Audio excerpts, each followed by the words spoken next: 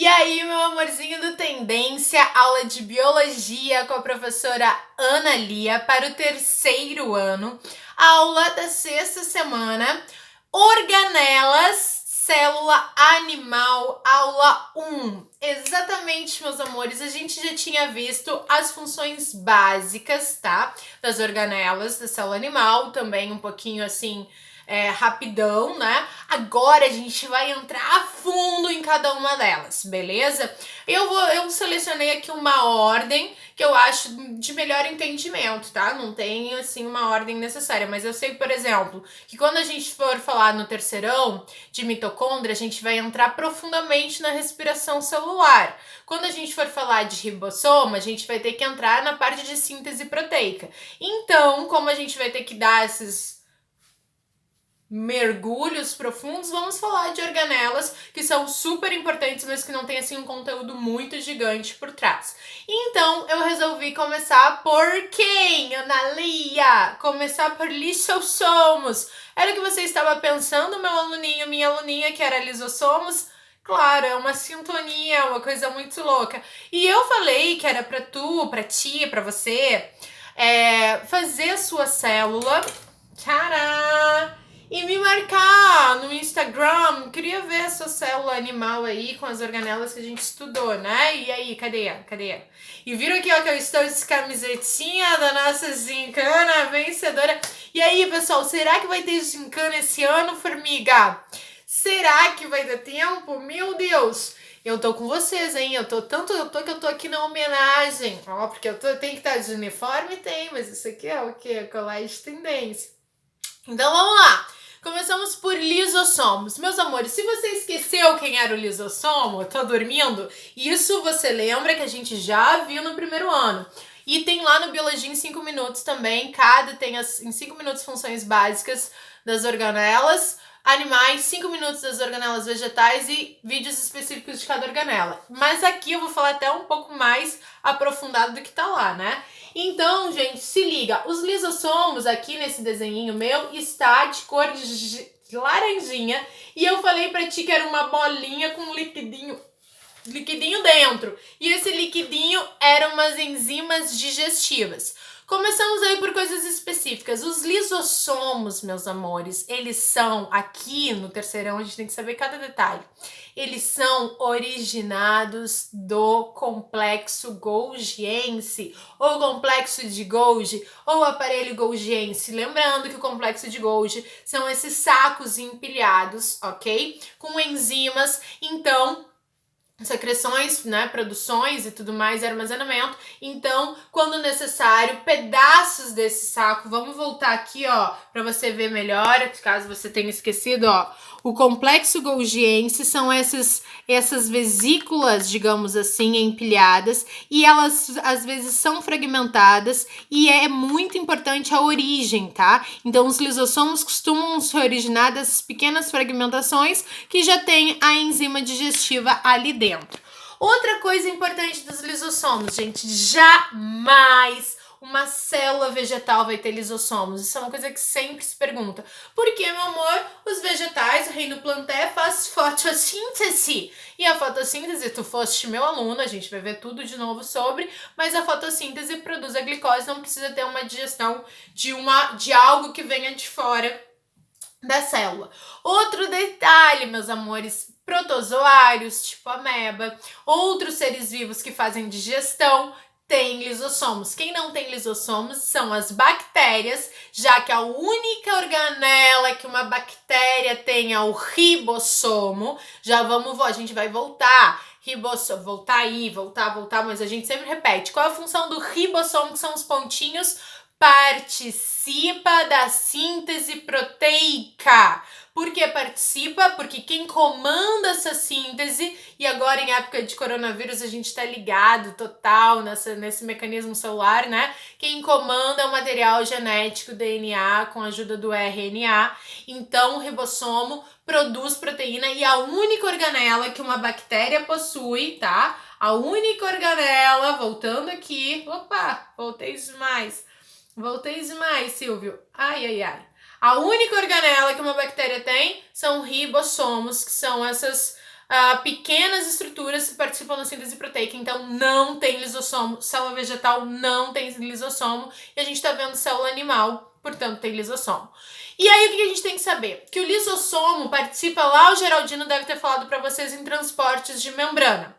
Transportes de membrana tem transporte de soluto e transporte de solvente. Solvente é a água, e o exemplo é a osmose, e dissoluto é difusão simples, difusão facilitada, e a bomba de sódio de potássio. E no transporte de membrana, eu tô falando isso, se tu for ver, meus amorizinhos, eu tenho um vídeo sobre lisossomos pro primeiro ano, e tenho para vocês. Os slides são os mesmos, só que a informação é bem mais aprofundada aqui para ti e conecta com várias coisas, porque o vestibular vai te pedir isso, ok? Então, o transporte de membrana, tem um tipo de transporte de membrana, eu até gravei uma aula de envoltórios celulares lá para o primeiro ano, tá? Se você quiser ver. Existe transporte em bloco, que é a entrada de partículas maiores do que algo considerado como soluto ou como solvente, que é a água, né? Então, essas partículas maiores, a membrana tem que fazer um movimento de englobar, se chama transporte em bloco. E nesse transporte em bloco, lá para o primeiro ano, eu expliquei que existia a endocitose, que divide-se em fagocitose e pinocitose. Pino, empinar, lembra? Pinocitose é a entrada e consequente digestão de partículas líquidas. Fagocitose é a entrada e a digestão pelos lisossomos de partículas sólidas. Então, fagocitose, entrada e digestão, sólidos. Pinocitose, entrada e digestão, líquidos. Mas, Analia, quem é esse sólido? É uma bactéria, é um alimento. E se for uma bactéria, tipo os nossos macrófagos, células de defesa do nosso organismo que participam da defesa, fagocitando, digerindo quem entra de invasor de bactérias, protozoários, pequenos, né? Invasores e até alguns vírus. Então, a fagocitose pode ser um processo de defesa se for do macrófago ou simplesmente de digestão se for de uma célula normal, entrando ali um tipo de nutriente na célula. Qual que é o detalhe, gente? Presta atenção. Já que eu tô falando de macrófago, a gente vai ver que isso aqui poderia ser um macrófago. Macrófago é uma das células de defesa do nosso corpo, até vir aqui, ó. É uma célula de defesa do nosso corpo que nos protege através da digestão dos invasores. Anota aí, o macrófago, gente, tem uma capacidade exclusiva dele que se chama diapedese. Olha que bonito, que nome lindo! Meu Deus do céu, não sei como eu não viro meme. Diapedese é a capacidade que o macrófago ele tá lá na corrente sanguínea. Tá lá focadão. E aí ele percebe que tem um invasor em uma determinada região ali que a corrente sanguínea não está vascularizando. Ele consegue atravessar o vaso sanguíneo através desse processo de diapedese, ir no local e fagocitar. Então, diapedese é a capacidade que os macrófagos têm de ir até determinada região, atravessar o vaso sanguíneo e, através da fagocitose, comer os invasores. Analia, me explique mais como é que acontece isso, eu quero ver. Então vem aqui comigo.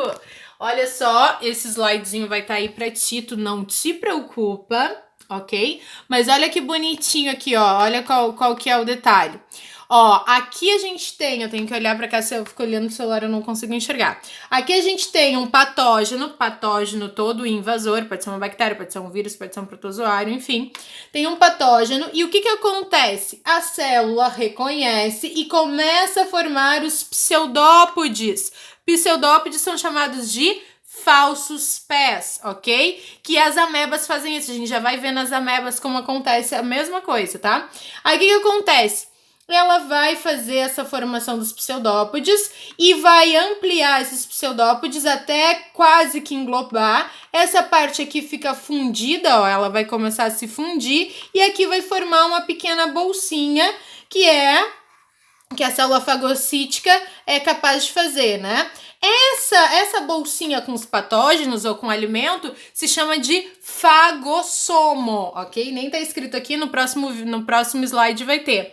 E aí os lisossomos chegam como quem não quer nada e se fundem a esse fagossomo, formando o vacúolo digestivo. E o que vai acontecer? As enzimas digestivas vão quebrar. Se for uma toxina, vão neutralizar. Se for um alimento, vão distribuir aqui aquilo que for suficiente para a célula. E aquilo que ela não quer vai ser liberado para o meio extracelular e provavelmente vai cair aqui na corrente sanguínea se eu estiver pensando numa célula animal, ok? Outra questão, como é que se chama a saída? A entrada é endo, que pode ser dividida em fagostose e pinostose. A saída é exostose ou plasmocitose, é a saída. Lembrando, meu amor, tu já sabe, por acaso, como é que se chama? O que é, na verdade, já falei isso ano passado pra ti, o que é a nossa urina? Nada mais é o resultado de exostose das nossas células, que elas foram liberando aquilo que elas não queriam, que não serviam pra elas, não serviam pra nenhuma outra célula vizinha. Isso cai na nossa corrente sanguínea, que vai ser filtrado pelo nosso rim. E aí, por isso que aí ele tira essas impurezas, que são o cocôzinho, a exostose das células, e jogam lá na bexiga urinária, que tem que estar diluída com bastante água, né? Por isso que é importante tomar muita água. Olha aqui, ó. Tomar muita água. Como vocês perceberam, eu já tomei toda essa água que tinha. Tomar muita água para diluir o máximo possível essas impurezas. Qual que é outro detalhe? Olha aqui, ó, tem uma outra imagem. Essa imagem aqui é de uma ameba, um protozoário, se alimentando. É muito parecido com o nosso macrófago, né? Aqui os lisossomos, ela produzindo seus pseudópodes, esses pseudópodes englobando uma bactéria. Olha o tamanho de uma bactéria perto aqui da ameba, né? Olha ali os pseudópodes. Aí vai se fundir, forma o fagossomo, junta-se aqui com os lisossomos, fago, lisossomo ou vacúolo digestivo. Aquilo que é importante, ela espalha para o citoplasma, e o que não é importante são os resíduos que é a exostose. Beleza? Pra se não ficou claro para ti, eu te mostro mais uma imagem. Eu tô muito animada, gente. Eu tô muito animada, sabe por quê? Porque eu descobri que eu vou vê-los. Vocês vão me ver, eu vou ouvi-los aí na nossa interação, na nova plataforma. Fui treinada hoje, tô bombando. Aqui, ó, fagostose, a mesma coisa, partículas sólidas, o englobamento, pseudópodes, tá? Aqui ele coloca, ao invés de fagossomo, endossomo o termo. E aqui, ó, os fluidos líquidos, que não são água, tá? São outras substâncias, porque se fosse água ia ser transporte através da membrana dissolvente. E aqui, gente, aí forma normalmente como se fossem canaizinhos. Lá nos slides de envoltórios celulares do primeiro ano, da quinta semana, eu até mostro uma imagenzinha, uma fotografia de uma célula fazendo pinostose, e a endostose mediada por receptores, muito importante nessa atual conjuntura, porque, meu bem, lembra que a função do Covid-19, do coronavírus que causa Covid-19, que é a doença, é os nossos receptores dos pulmões, tá? Por que ela é uma doença respiratória? Porque a proteína que ela tem, que se chama uma proteína S, tá? Ela é altamente compatível com os receptores de membrana que a gente tem nos nossos pulmões. Então ela se conecta, essa proteína S, nesse receptor e manda a mensagem para a célula de que essa partícula viral é algo bom. E aí vai acontecer a endostose, tá? E aí ela vai ter ali, ó, a camada proteica com os receptores. Ela é safada. Inclusive, eles estão tentando fazer um antiviral que afete a proteína S, para impedir que ela seja fagostada pelas células, né, que são enganadas e ludibriadas. A gente tem que falar tanto de corona. O corona a gente já descobriu, a gente já falou de vírus, mas que é um vírus de RNA positivo, ou seja, ele libera o RNA e esse RNA viral já conecta no ribossomo da célula invadida. Não precisa produzir uma outra molécula de RNA, como são os de RNA negativo. Mas enfim, gente. E outro detalhe que eu tenho visto, estudado bastante, cara. Muitas pessoas dizem que a membrana é realmente o verdadeiro cérebro da célula, porque o DNA ele manda as proteínas serem produzidas, serem feitas, etc e tal, mas é a membrana que recebe o estímulo do meio externo para dizer pro DNA o que precisa ser produzido ou não.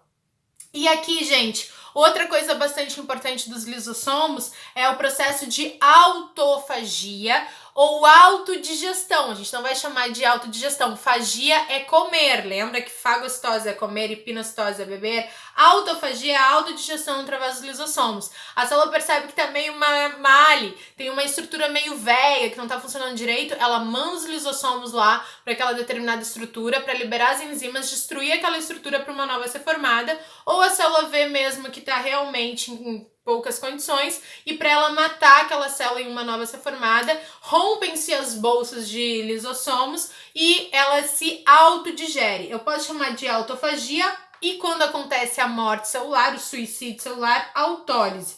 Eu tenho dois exemplos. Um exemplo quando a autofagia ou autólise é positiva e voluntária e outra negativa. Por exemplo, o desaparecimento da cauda dos girinos. A gente sabe que o girininho ele vai à larva, né, desenvolvimento indireto dos anfíbios, vai sumindo, e não é que a cauda se transforma em pernas, ele forma as pernas e a cauda perde a função. Então, para que suma esse tecido, acontece autólise, ou seja, os lisossomos da célula da cauda vão destruindo esse tecido. E aqui a gente tem o caso da silicose que a gente falou no primeiro ano. A silica é um minério em que os mineradores para extrair, a silica é responsável por fazer várias coisas, principalmente a matéria-prima do vidro, né? E os mineradores, para conseguir a silica, ficam batendo o minério e formam pó. E essa silica, quando aspirada, ela chega aqui nas nossas vias respiratórias e rompe com os lisossomos das vias respiratórias do pulmão. E aí faz com que os lisossomos vão matando a célula porque tem as suas bolsas rompidas. E olha só que interessante, vou até aproximar aqui para tu ver. Olha como é que a fotografia aqui, ó, na verdade isso aqui é um desenho e a radiografia de um pulmão sadio e como que é uma pessoa com silicose e a sua radiografia com esse pulmão deteriorado, com a capacidade respiratória totalmente afetada, pobre do minerador, e por isso que existe um tipo de aposentadoria especial. As pessoas têm um tempo de trabalho bastante curtos e aí uma doença crônica adquirida para o resto da vida. Ok, já dei um spoiler, o próximo é Centrilo, fica comigo!